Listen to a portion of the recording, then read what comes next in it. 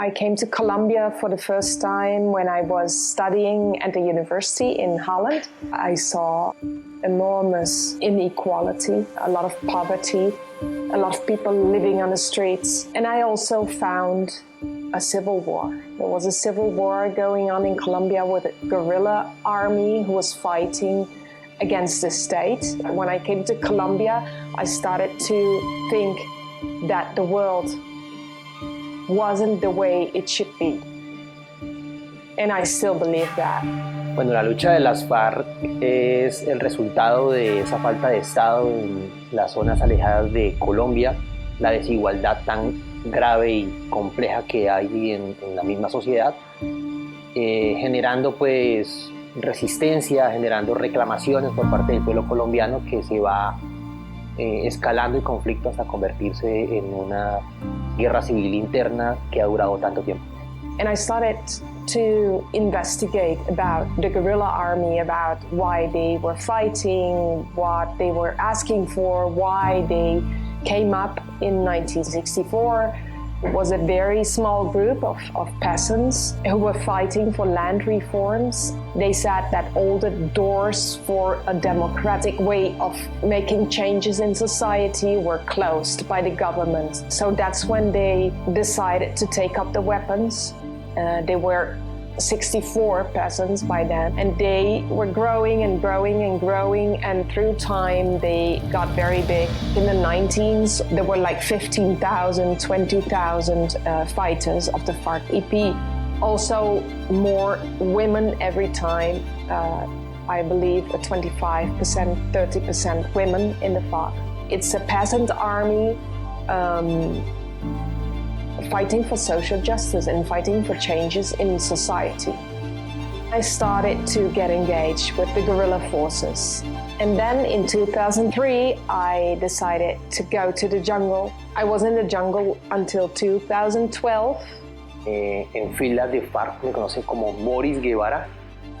Hice parte de los medios de comunicación de FARC cuando éramos ejército.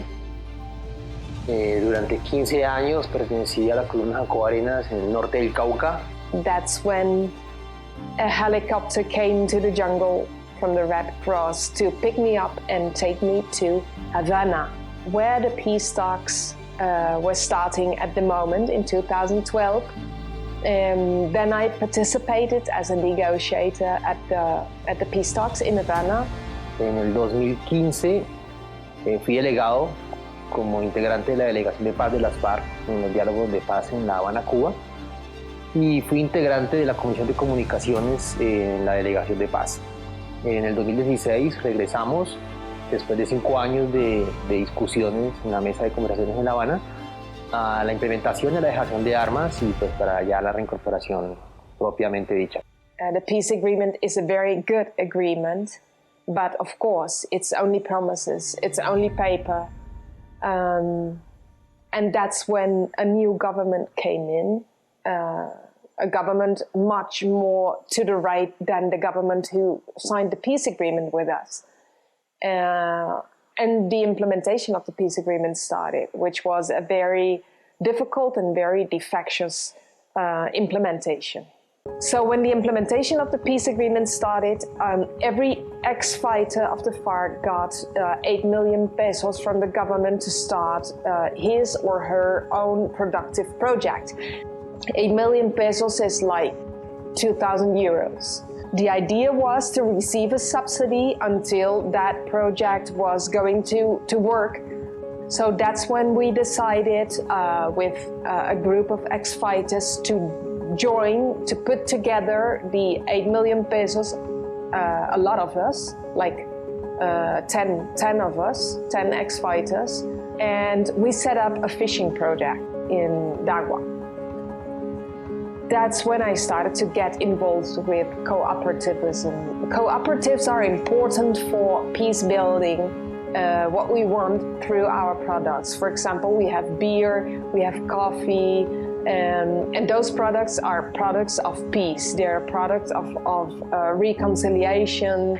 For example, our coffee says this is the aroma, the smell of reconciliation. So that's a way of getting to people. Most of our cooperatives are not only ex-fighters, like people from the communities have been mixing up in those cooperatives, and they're working together, and that's very interesting. They're working together in the countryside with indigenous communities, with black communities, with the peasants. That's what we want to achieve, which is I think an interesting and more practical way of reconciliation. Most of the ex-fighters, they're producing, they're living in the countryside, and they don't have time. They don't want to specialize in marketing and commercializing, but they also don't have the time because they're producing. So we are organized here in the Southwest in a federation, which is called Fede Común, a federation of 27 cooperatives of ex-fighters, and we were asked to set up a cooperative which is only specialized in marketing and commercializing those products, and also products from the communities, not only from ex-fighters, and commercialize them in Cali.